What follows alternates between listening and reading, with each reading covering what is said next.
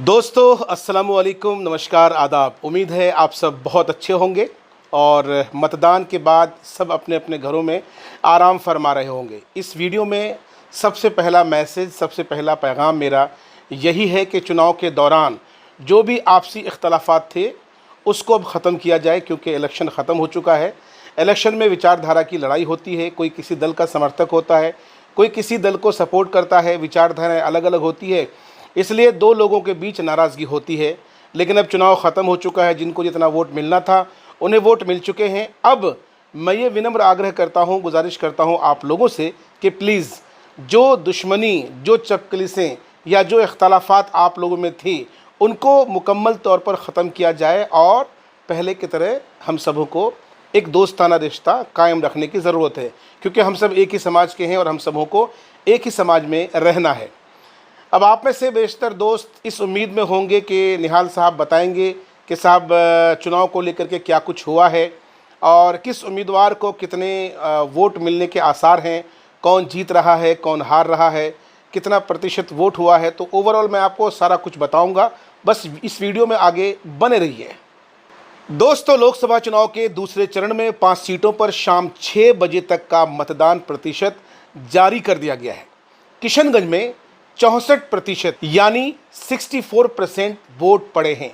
सबसे अधिक कटिहार में यानी 64.60% और भागलपुर में सबसे कम 51% मतदान हुआ है।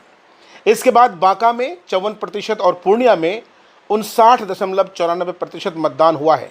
बिहार में कुल मतदान 58.58% हुआ। इधर पूर्णिया, किशनगंज और कटिहार में जब ये खबर लिखी गई थी उस वक्त तक काउंटिंग यानी जो वोटिंग का जो सिलसिला था, नॉट काउंटिंग बल्कि वोटिंग का सिलसिला जारी था, लाइनें लगी हुई थी। निर्वाचन आयोग को उम्मीद है कि मतदान का प्रतिशत और भी अधिक बढ़ सकता है। यानी ये खबर हमने जब लिखी थी उस वक्त लोग अपने वोट के इंतज़ार में लाइनों में खड़े थे और इलेक्शन कमीशन का ये उनको ये आसार है कि जो परसेंटेज है उसमें इजाफा हो सकता है। दोस्तों, आपको बताते चलें कि बिहार में आज 5 लोकसभा क्षेत्रों में मतदान हुआ।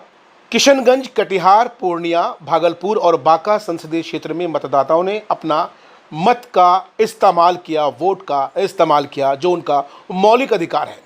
इन सीटों पर शांतिपूर्ण, निष्पक्ष ढंग और सुचारू रूप से मतदान संपन्न कराने के लिए निर्वाचन आयोग ने 9,322 मतदान केंद्र बनाए थे।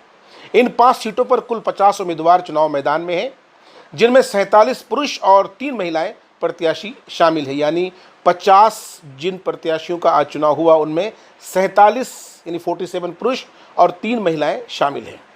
इन उम्मीदवारों में जनता दल यूनाइटेड के 5, बहुजन समाज पार्टी के 4, कांग्रेस के 3, राष्ट्रीय जनता दल के 2 और AIMIM के 1 प्रत्याशी शामिल हैं। सीमांचल की 2 हॉट सीट किशनगंज और पूर्णिया में कांटे की टक्कर है। ओवैसी साहब के किशनगंज आने के बाद चुनावी हलचल तो बढ़ी थी, लेकिन वो हलचल वोट में कितनी तब्दील हुई है ये तो चुनाव परिणाम आने के बाद ही एग्जैक्टली पता चलेगा। हालांकि जश्न का माहौल है, हर दल अपने उम्मीदवार के जीतने को लेकर के कयास लगा रहे हैं, जश्न की तैयारी कर रहे हैं। कुछ जगहों पर तो हमने जश्न मनाते हुए लोगों को देखा। लेकिन इस चुनाव में जिस कांग्रेस को फिसड्डी समझा जा रहा था वो छुपा रुस्तम निकला। शहरी क्षेत्र के अलावा पोठिया, ठाकुरगंज, अमोर, बायसी और डगरवा में मतदाताओं ने कांग्रेस और राहुल के नाम पर जमकर वोटिंग की है।